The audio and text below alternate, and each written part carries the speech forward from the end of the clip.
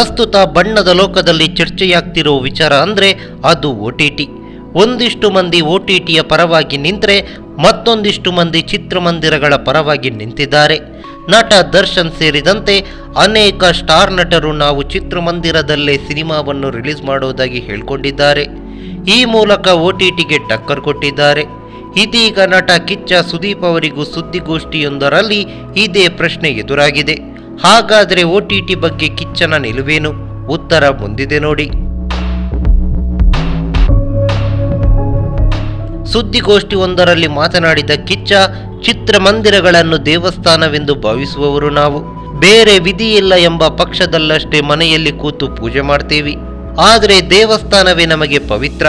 ಹಾಗಾಗಿ ನಮ್ಮ ದೇವಸ್ಥಾನಗಳು ತೆರೆಯುವವರೆಗೂ ಕಾಯುತ್ತೇವೆ ಎಂದು ಹೇಳಿದ್ದಾರೆ. ಇನ್ನು ಸುದೀಪ್ ಅಭಿನಯದ ಕೋಟಿಗೊಬ್ಬ ಬಿಡುಗಡೆಗೆ ಸಿದ್ಧಗೊಂಡಿದೆ.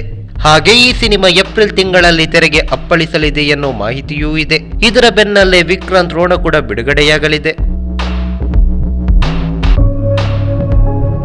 ಈ ಮಾಹಿತಿ ನಿಮಗೆ ಇಷ್ಟವಾಗಿದ್ರೆ ಲೈಕ್ ಮಾಡಿ, ಶೇರ್ ಮಾಡಿ, ಹಾಗೆ ನಿಮ್ಮ ಅನಿಸಿಕೆ ಅಭಿಪ್ರಾಯಗಳನ್ನು ಕಾಮೆಂಟ್ ಬಾಕ್ಸ್ನಲ್ಲಿ ಬರೆಯಿರಿ. ನೀವು ನಮ್ಮ ಕೋಸ್ಟಲ್ ಕನ್ನಡ ಯೂಟ್ಯೂಬ್ ಚಾನಲ್ಗೆ ಸಬ್ಸ್ಕ್ರೈಬ್ ಆಗಿಲ್ಲ ಅಂದ್ರೆ ದಯವಿಟ್ಟು ತಕ್ಷಣವೇ ಸಬ್ಸ್ಕ್ರೈಬ್ ಬಟನ್ಗೆ ಕ್ಲಿಕ್ ಮಾಡಿ.